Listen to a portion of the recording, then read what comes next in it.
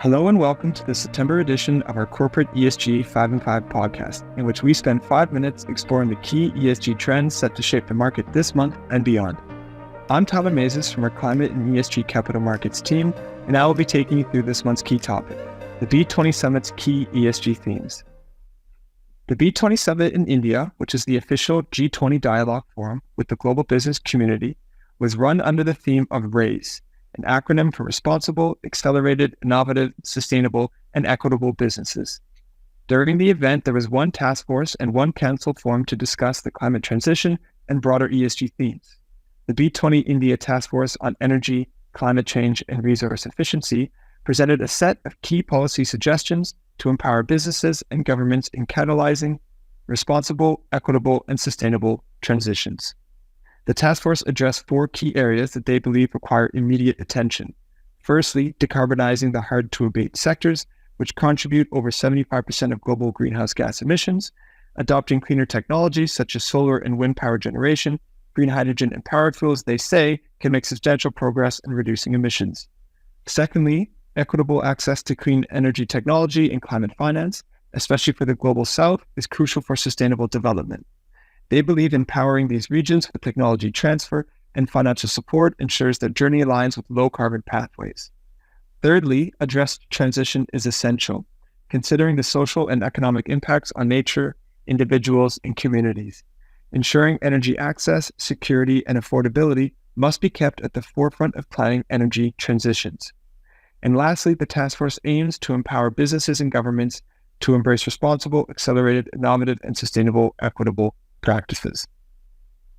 From those key aims, the task force has come up with 4 recommendations and further policy actions to help reinforce its mission. It has also published KPIs to track the performance against these policy recommendations. The first recommendation is to enhance the global cooperation in accelerating the net zero transition, focusing on accelerating development and commercialization of clean energy technologies and developing clear and bold pathways to decarbonize the ecosystem and supply chains in line with the Paris Agreement. The second recommendation is to enhance efforts to improve the availability of and access to climate finance through the introduction of new and expanded low-cost financing options for the energy transition by boosting and repurposing public finance, establishing a clear mandate for multilateral development banks to support energy transitions through the reforming of their operations, governance, and risk tolerances was also suggested. The third recommendation is to ensure a just, equitable, and resilient transition with affordable energy access through a balanced approach to energy transition, which includes diversifications, reskilling, and employment opportunities for all. The final recommendation is to create enabling regulatory frameworks, policies, business, and financing models, and eliminate policy barriers for promoting a sustainable economy and resource efficiency through calibrating and harmonizing national and international policy frameworks. While there was a lot of content released from this task force, it is clear that the B20 delegates are asking for more guidance and support from government to help transition to net zero. There is also an ESG and Business Action Council present at the B20, whose aim was to promote a level playing field through integrative and inclusive standards, definitions, and ESG principles, and to help accelerate regulatory, market-driven, and voluntary pathways to encourage transparent, consistent, and measurable reporting. This council had a specialist-led panel deliberating on how incorporating ESG practices can help identify risks to businesses and build greater resilience.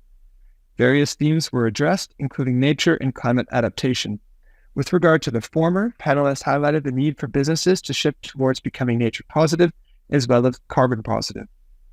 The lack of resources being channeled toward climate adoption was again addressed, with panelists emphasizing the criticality of the roles played by the private sector in local governments and emerging economies. Supply chains were another key topic of discussion. The importance of addressing their complexities in order to build business resilience was discussed, with panelists agreeing that a company is as sustainable as its supply chain. This ESG and Business Action Council also gave policy recommendations that mirror that of the Task Force on Energy, Climate Change, and Resource Efficiency, however with a greater emphasis on adaptation, which is an ever-important piece of the transition puzzle. Thank you for listening to this month's Corporate ESG 5 and 5. I hope you found it useful. As always, please be sure to check out our monthly newsletter and LinkedIn content for more on the key ESG trends shaping the market. And if you like this episode, please follow the channel, click the notification bell so you can get future episodes as soon as they are released. Thanks again, and see you next time.